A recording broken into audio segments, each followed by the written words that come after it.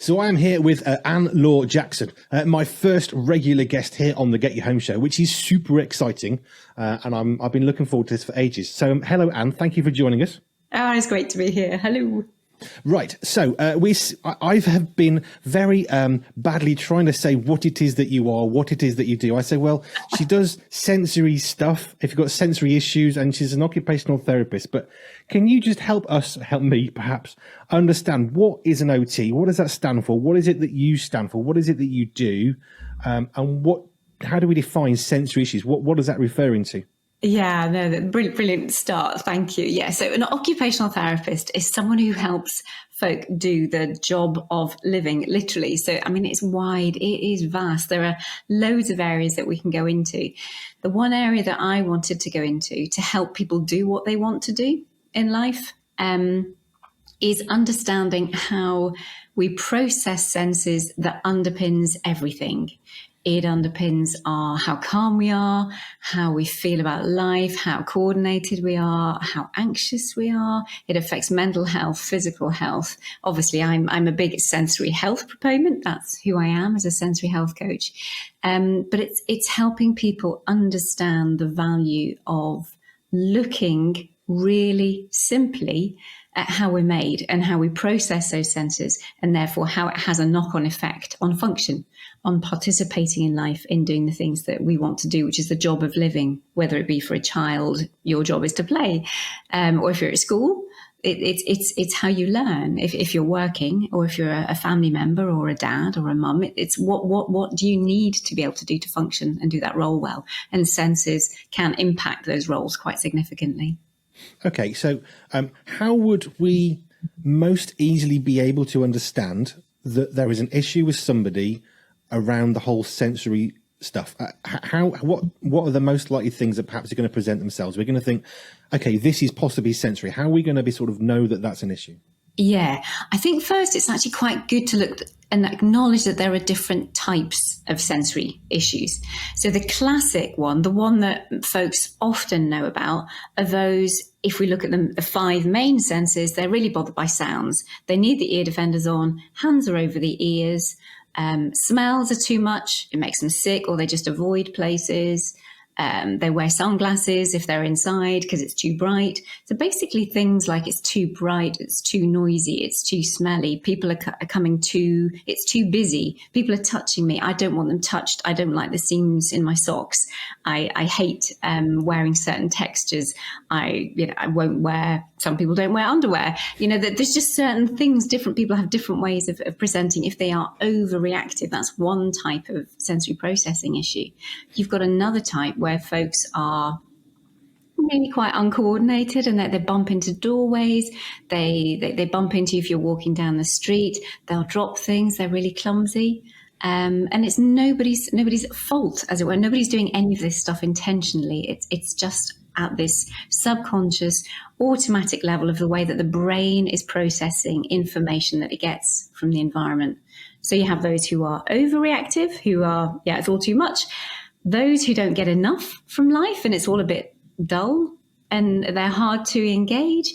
There are those who are the kind of clumsy ones, and there's a middle ground as well of other people who have difficulty discriminating and picking out the details and things, and they might struggle with schoolwork, with which way round does the P and the B go and the D, and so there's little types of discrimination that can impact people as well. So hard to answer, perhaps in one easy way, but because there's just different types of sensory processing. But we can help all of them, which is nice. Fantastic. And I guess, and of course, there's going to be, we all are going to have sensory issues at some point. If we are tired, then we may have an issue that wouldn't ordinarily be a problem for us. Yeah. But if we're tired, then we are less able to cope. So I'm guessing that you've got, all of us are going to be affected by this, but also there's new things that are going to come and go. But I suppose really, I'm trying to understand this for my own sake, really. But you're there to help people when it's not just that one day when you're tired and it's not a great day. This is more life impactive stuff. Would that be It accurate? is, and that's where it's been really interesting, because there's a term called sensory processing disorder. Now, it's not an actual official diagnosis out there, although it's one that we often use, because the disorder part of it means that it gets in the way of life. I often prefer to call them about sensory processing differences. Also, because of being much more the sensory health coach, it's about how each and every one of us in our work life, in our family life, in our church life, wherever we happen to be, that we can function well and we can be part of a community and we can feel loved and we can give love, we can give and receive well without getting disorganized, without getting dysregulated, without having meltdowns, without getting aggressive. Sensory processing impacts all the negative aspects of our being. So I want everybody to live in the best sensory health possible. Some will just have sensory differences, which, as you say, like tiredness, sickness, anxiety and stress, helps raise arousal levels. So it's harder for people to process sensory information. So yeah, tiredness, stress, all of those things can make sensory processing issues worse. But then you do have those who it does impact, which would be more the ones that would be down the disorder type route that may have other diagnoses along with it, or might just have sensory processing issues on a more significant basis. And I guess one of the problems, of course, is that it's not necessarily going to be a visual thing for us to see.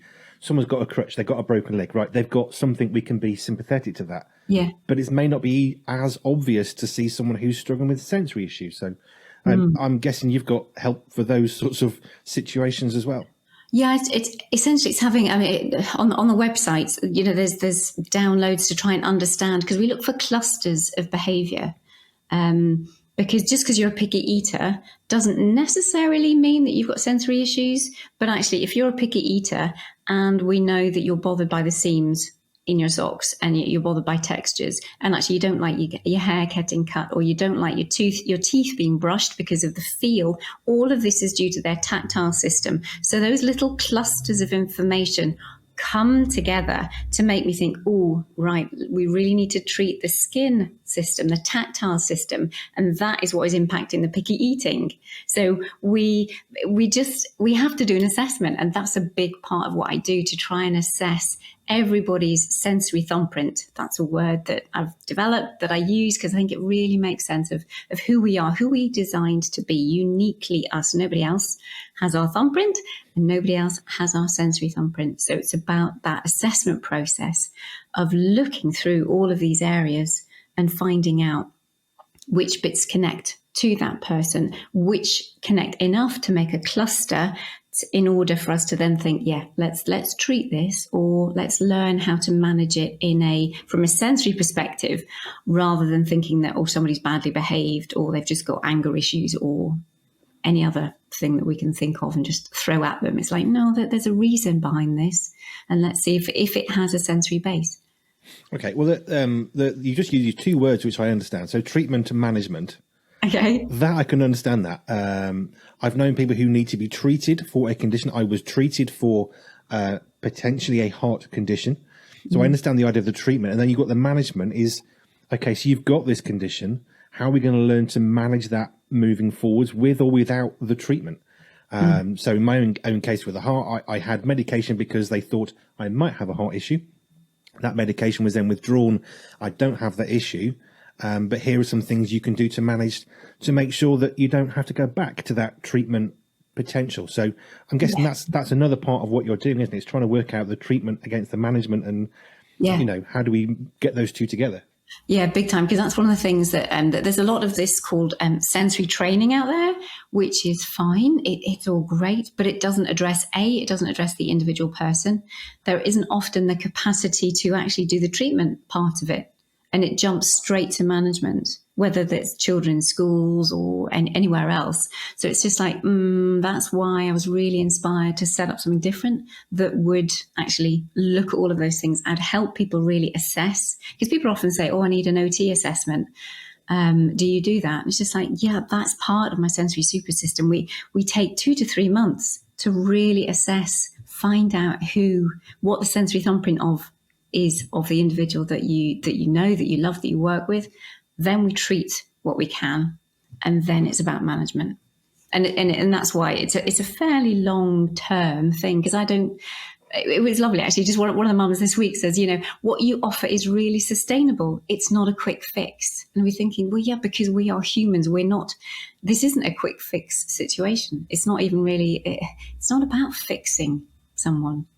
It's about honouring who they are, making life a bit easier when it's a real struggle, and then helping them manage and cope to the best that they can within that. I love that idea of honouring the person of who they are. Rather than saying you need to fit in this box over here, you're saying, right, let's work with you as an individual. I love that. That's really amazing. Right, we're going to take a break with a piece of music. We'll come back and then we'll get into more of the specifics of what is it you actually do. How can you help people? And why have we got this slot on the Get Your Home show? What is it that you can provide to help people with living the best lives they can? So we'll be back in a minute. So we are back with Laure Jackson talking about sensory issues, how you can live the best life that you can live, how that Anne can help you with all that. And that's the whole point of this piece on the Get Your Home show, is looking at sensory issues. And I love how Anne is talking about treatment and management and how that can work together. And for me personally, the long-term solutions, not just trying to fix a problem, but actually working with longer term with people, which is really exciting. So Anne, what is it that you actually provide? I know of you for different reasons, but CHOTS is one of those things, acronyms in my mind, and I know that's changing. So what is it that you actually do? How can people get in touch with us here? I mean, they can email me, they can WhatsApp me in the station, we can pass those messages on, those questions. But what is it that you could offer through effectively very, very short term question and answer session here on the radio? Yeah, well, I'd love to be able to answer any questions that anybody has. The main website, AnneLaureJackson.com, is a place it kind of gathers people, because I have different branches to what I do. There is the Christian sensory support, which is used to be CHOTS, Christian Occupational Therapy Support, where there was a sensory healthy church program to help churches understand and train and get equipped and understand much more about sensory issues and how we can include and integrate people into lives of faith and fellowship and community. And then we have another website, Sensory Processing, which is very much more for people who are not really interested in the faith aspect of things, but they really want answers to their sensory issues. And then I have a local service, because I'm based over in the Channel Islands. I'm based over in Jersey. So I have a Jersey branch to what I do as well. But what ultimately it's about giving information. Those courses, I have recorded courses online that are there for folks to access, learn from on demand whenever they want to. I'm here for people once a week to be able to chat to. There is a system that folks work through. So it is this sensory super system that we, on average, takes a year. And we want folk to be able to learn how to embed sensory thinking into their everyday life. So that's why it's not just, don't come for a course, or don't just come for a week and we'll train and equip you that way. It's like, we need to walk the walk with you. We need to walk the journey with you, so that every circumstance that you come across in your daily life, you can bring it back to us. You can bring it back to me on a coaching session, and we can then apply the sensory thinking, the sensory treatment, the sensory management strategies to that situation, so that over time, folks get more and more equipped and empowered to handle it for themselves. And then when they feel secure in what they're doing and how they're handling their family, their students, whoever, it's at that point that they then choose to leave the service. So it's completely different to when I was working in the NHS and folks came in and we had a treatment block, all good, but I wanted more. I wanted to be able to offer that more for people. So it is a system that they literally tick off whenever they've worked through the next stage. Because for some people will really want to apply themselves and really look and go really fast and watch all the videos, consume all the information, do the assessment, start moving on to treating and managing. And others, you've got to look after your granny and somebody's out at work full time and then somebody else has got sick. And so you have to go through the pace of the system of which suits your life. And I want my service to fit in with people's lives. They need to commit to it, but only with what they can actually afford to commit to in their time and energy and effort. So, and then they just work their way through the system. And that's why it's called a super system, a sensory super system, because it's that, clear a pathway to work through the assessment, treatment and management of those needs. Brilliant. One of the things I know you have been offering, which I wanted to explore just a little bit today, you offer help to churches in terms of how they can be more considerate of people in there who want to come into their buildings who might have sensory struggles of whatever nature. Do you want to talk a bit about that? What is it that you're actually offering? How can churches benefit from your expertise, your knowledge, your guidance?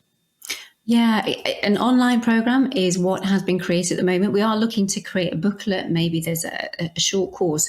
But for now, there's 3 hours of information online. It's all free. If you go to christiansensorysupport.com and then you can see church, the Sensory Healthy Church program is there. So I've explained, we went through last year, we did a survey across the world through social media asking what folks were struggling with church. And we came away, 61% of people who answered the survey said that they avoided church because it's just too hard. Physically, emotionally, sensory-wise, it's just stress, anxiety, getting the kids out the door. For adults, it's just too overwhelming. Loads and loads of things. So the first hour is really of that course, the Sensory Healthy Church program, is looking and feeding back that information so that folks know where I'm coming from. And then the second hour is that we break down the 7/8 senses that we concentrate on. There are loads of senses, but those are our main ones. And they're the ones when we talk about sensory integration therapy, they're the ones that we actually try and treat. So I break it down and say, okay, so if folks have got a problem in the auditory system with what they hear, what does it look like? And what can you do in your churches? Both from an environmental perspective and also for the individual themselves or for the family. And then it's like, for those who have an issue in their vestibular proprioceptive system, which is probably a new word for most folk. It is for me. Okay, that's basically, they're on the go. They're the fidgety ones. They're the kind of like, oh my word, will you just sit still? But no, it's a physical thing that they have to do this. But there are strategies that we can do so that they don't have to feel absolutely awful in church because they are literally trying to hold themselves together by sitting still, or if it's parents who are needing to oversee their children, that's what's just so stressful. And I think church does not become a pleasant environment because they think they have to behave a certain way. But if we can give them other tools to help and allow them some movement without disturbing and distracting others, it's happy days. It doesn't take much, but it does take an awareness of sensory processing to make those tweaks and those changes. And then the final hour, actually thinking about if it is split into 3, it's very much then the kind of language. We've got children who are quite demand avoidant. So if you ask them to do something, they'll kind of run the other way, but it's not the typical disobedience. It's not that parenting style that might need that approach. You need to deal with some of these children. You need to communicate with them in a way that is very different to typical children. So the last hour is much more about how you put those strategies into practice. So it is split into three areas quite nicely. But I'm assuming that it's not just children that you want to help. It's the wider population. It's the whole family in the church. Yeah, totally. Because we've got our adults who we've got many of our adults who were saying just the difficulties and the struggles that they have, and even our older people. And stretching kind of sensory processing to a little bit. It's just looking at the kind of cups that you have. For some whose strength in their fingers is just not there, and we have these tiny little hooks to put a finger through, or the cups are too hot for them to hold, or they don't have arms on their chairs for them to sit in church. So it's looking, the same way we used to not have ramps in churches. It was just something that we never thought about. And now we wouldn't think of putting up a modern building or any building without having a ramp for someone to be able to get in with a wheelchair. And I think that's where we're at with sensory processing too. I think it'll take a while for it to drip through society and eventually out into society. But that's where, what it was for ramps and wheelchairs swings and balls and things to sit on, things to fidget with will become, I trust and I pray, will become the norm, that there is an acceptance that actually people process information differently, and allowing them just to have a little bit of movement is not a problem. It really isn't a problem. And in fact, it should be accommodated and encouraged to help people thrive and flourish in what they're doing. Putting my having worked in church ministry, particularly children and families ministry, I know where my brain is going as you're talking, which I think people may well be thinking, but is it really complicated to make changes to accommodate people who are struggling with sensory issues? No, not at all. The biggest thing is not knowing what to do, not knowing what the issues are in the first place, not knowing what their sensory thumbprint is. So that's where there's a questionnaire within it to help communication, because I think communication is a massive issue. We don't know what to ask. We don't know often what to say. We often feel, especially those that I work with who do have sensory issues, they say that they won't be believed because they haven't been believed in school, or they haven't been believed by so-and-so, or they haven't been believed. So it's about trying to honour them again and just value that and validate what they are experiencing, that it is real for them. So there is a questionnaire for communication, and let's get talking. Yeah. And I'm always there, actually, once a month, just saying there's a free Zoom. If anybody actually does want to come and join me for that one, I've got a Facebook group, Christian Sensory Support. So if you want to Google that one, come find me. And then there's always a link in there if anybody wants to actually chat about church once a month. And yeah, that's posted in the group, or for those who are connected to the Christian Sensory Support webpage. Okay, one other thing I've got to ask you today. Can you give us a real success story that can really encourage people to try and get involved with the help that you're providing, of somebody who has gone from absolutely no way, can't live life properly, to completely part of something that's going on?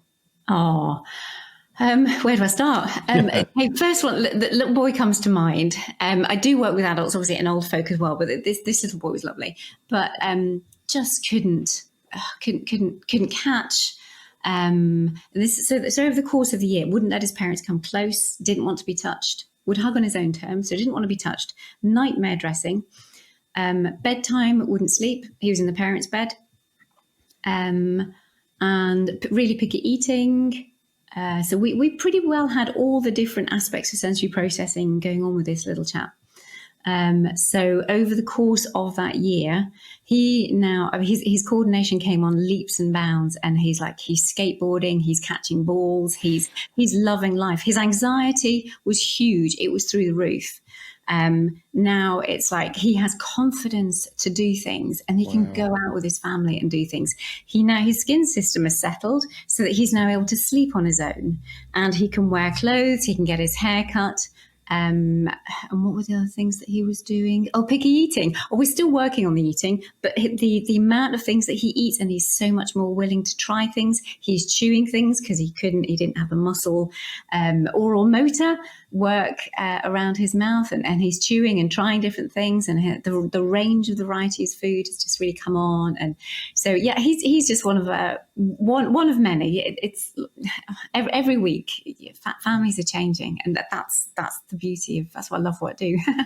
that comes out quite clearly. Right. If anybody's got any questions, you can get in touch with us here in the studio, and we'll pass them on to you, Anne, and then we'll do questions and answers. But yeah, hello at pure247radio.org, or you can get in touch via the WhatsApp. Both links are at the bottom of the website. Click on those. It will take you to the email or the WhatsApp. You can let us know your questions. I will pass them on to Anne, and we'll try and work through those one by one for you here on the Get Your Home show. Thank you. I'm really enjoying this. This is so exciting. You're my first regular guest. So thank you. I am so delighted. Honestly, I can't believe when you asked, it was just like, I would love to. I love what you do, and I love your heart, and I love what the radio is all about. Thank you. Cool. Excellent. Right. Well, I'll let you get on with the rest of your day. Thank you for joining us, and we'll move on to some more music now.